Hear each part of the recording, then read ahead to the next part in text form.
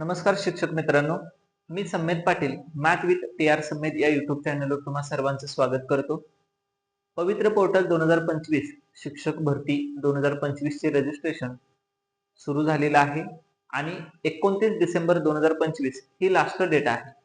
त्याच्यापूर्वी पोर्टलवरती 26 तारखेला एक नोटिफिकेशन आलेलं आहे. त्याच्यामध्ये NCL, EWS, CTET, mobile number हरवला असेल इत्यादी प्रकारच्या सूचना तिथे दिलेल्या आहेत.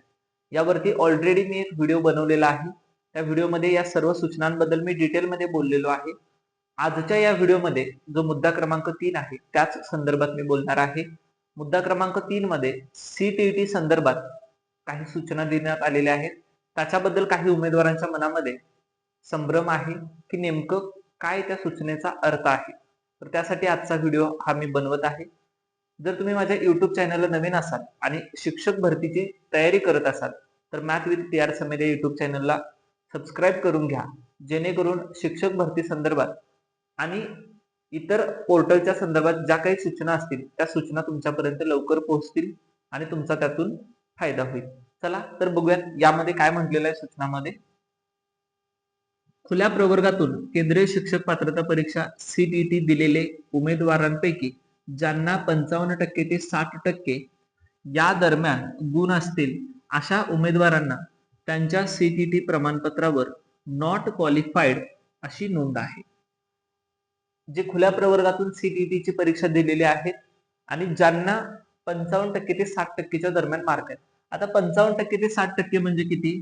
तर 83 ते 89 एवढे जर मार्क असतील आणि ते खुल्या प्रवर्गातून CTET ची परीक्षा दिलेली असतील तर त्यांच्या सर्टिफिकेटवर नॉट क्वालिफाईड अशी नोंद आहे. पुढचा मुद्दा, त्यातील ज्या उमेदवारांकडे सदर परीक्षेसाठी अर्ज करण्याच्या वेळी कोणत्याही आरक्षणाचे प्रमाणपत्र उपलब्ध असेल तर त्यांनाच त्यांच्याकडे असलेल्या आरक्षणानुसार लागू असणारी जी काही सूट सवलत आहे ती मिळेल. याचा अर्थ असा आहे, CTET ची परीक्षा ज्या वर्षी तुम्ही ती परीक्षा दिलेला आहात आणि त्या परीक्षेमध्ये तुम्हाला 83 ते 89 दरम्यान मार्क पडलेले आहेत, त्या वर्षीच तुमच्याकडे जर कॅटेगरी सर्टिफिकेट असेल, कोणतेही असू दे, मग SC, ST, NT कोणतेही असू दे, EWS, SEBC, त्यांच्यासाठी तिथं नोंद करता येईल अशी माहिती दिलेली आहे. पुढे म्हटलेलं आहे, परीक्षेसाठी अर्ज करण्याच्या वेळी आरक्षणाचे प्रमाणपत्र नसेल तर त्यांना सूट सवलतीचा लाभ घेता येणार नाही.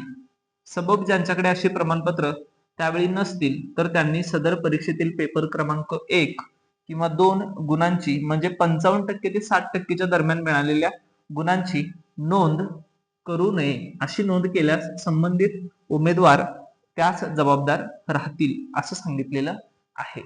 हा जो मुद्दा आहे तो आता बघूयात व्यवस्थित काय आहे. काय म्हटलेलं आहे तर CTET ची परीक्षा खुल्या प्रवर्गातून ज्यांनी दिलेली आहे आणि ज्यांना 83 ते 89 दरम्यान मार्क मिळालेले आहेत असे जे उमेदवार आहेत त्यांना आपल्या मार्कांची नोंदणी तिथं करता येणार आहे. पण कधी? जर तुमच्याकडं ती CTET ची परीक्षा दिलेल्या वेळी म्हणजे त्या फॉर्म भरण्याच्या वेळी जर तुमच्याकडे कोणत्याही कास्टचं सर्टिफिकेट असेल तरच तुम्हाला तिथं नोंद करता येणार आहे, अन्यथा नोंद करता येणार नाही. आता SC, ST, EWS या उमेदवारांना काही अडचण येणार नाही. अडचण येणार आहे ती SEBC मधील कॅटेगरी मधील उमेदवारांना. आता SEBC ही जी कॅटेगरी आहे ती गेल्या 1-1.5 वर्षापासूनच आलेली आहे नवीन, तेव्हाच त्यांना सर्टिफिकेट मिळालेले आहेत. आता ते उमेदवार जर 2022 ची CTET परीक्षा दिलेली असतील आणि तेव्हा त्यांच्याकडे जर SEBC सर्टिफिकेट नसेल तर ते अपलोड करू शकणार नाहीत. हा सगळ्यात महत्वाचा मुद्दा आहे.